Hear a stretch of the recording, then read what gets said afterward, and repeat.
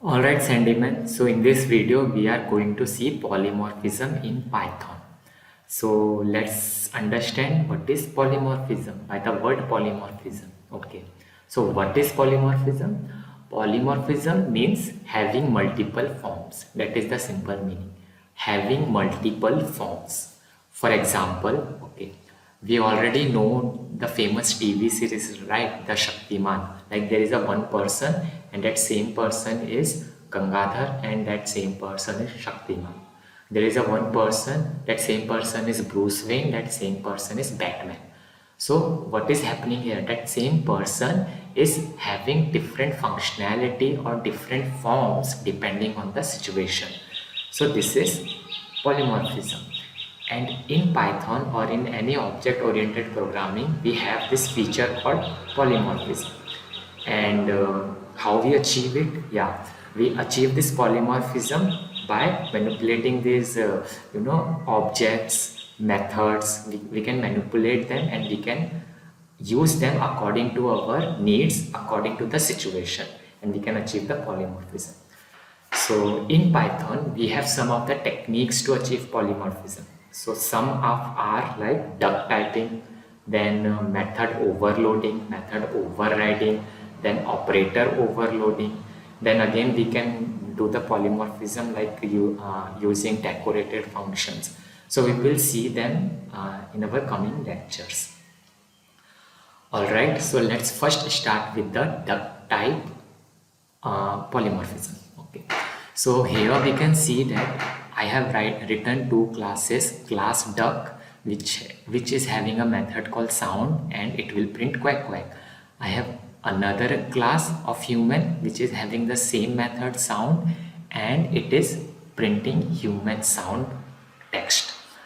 Alright, now let me create a function called speak, and this method will take and this function, see what is the difference between a function is which is independent of the classes, which is not in the classes, but these are methods, we call them methods and we call them functions, although these are also functions, but if they are inside the class they are method.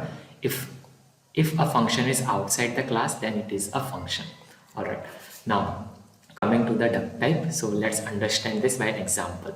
So I have created two classes, duck and human. Now we are creating a function and this function will have an argument, let's say object. It will have an object as an argument, okay, and it will, through that object it will access the sound method of the classes. So that's what this function is doing.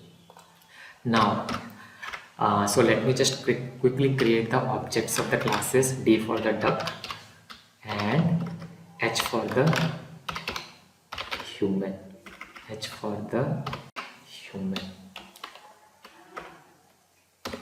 Okay, so now let me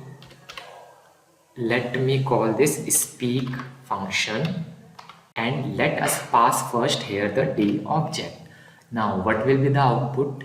You can guess, right? The output will be quack quack, because this D object, it will, from their D it will go to the sound method and it will print quack quack. But if I write here speak and pass here H, then what will be the output? You already know, it will print what? It will print human sound. It will go to this human class, human sound method and this.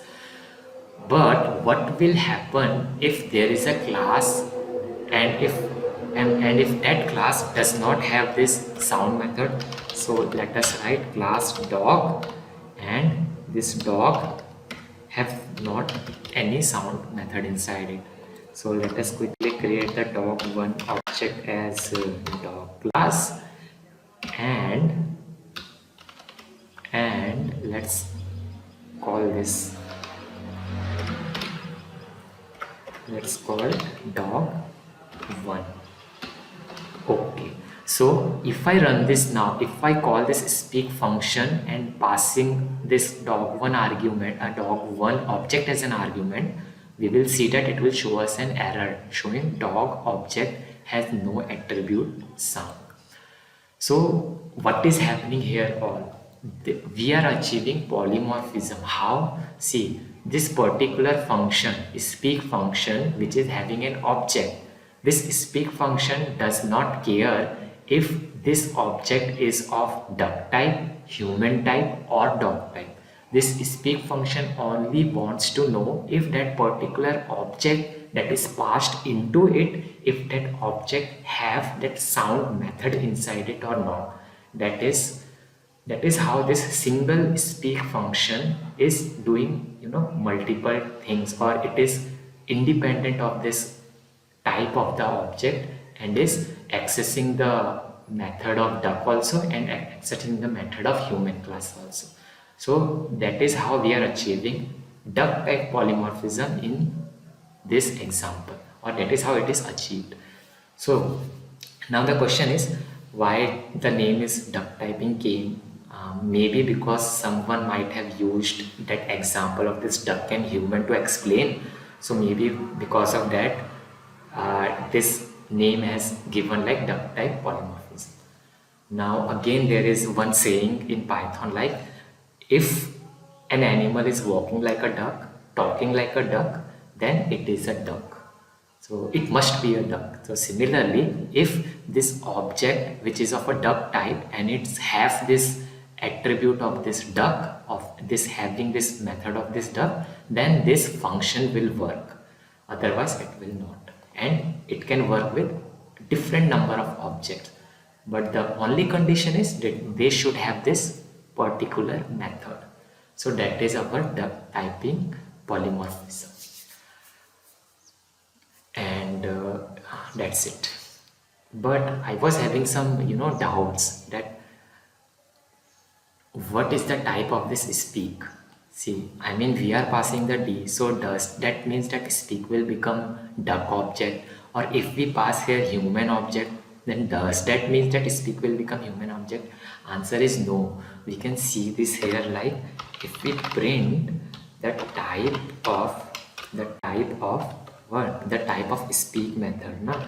Speak, then we can see that this is independent of the classes. It will print us, okay, it is still showing the dog error because there is an error. Let me comment this, let me remove this. Okay, if I run this again now,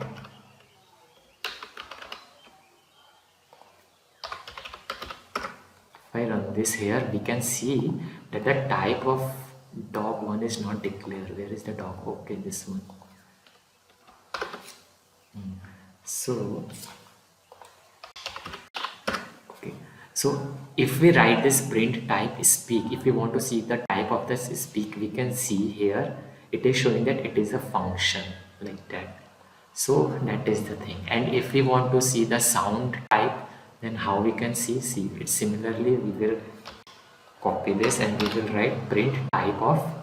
Okay, here is the thing. If we write here just like sound, it will show us an error because this sound method is not existed. It is existed but with the object, having an object with it.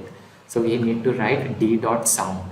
Then it will show what? Any guess? See, it will not show function. It will show us it is a method. It is a type of method. So these are the things going on here. But the key point is that's how we are achieving duck typing polymorphism. And if there are any questions, you please type it in the comment. I will try to answer, and you also try to find it by yourself and help each other.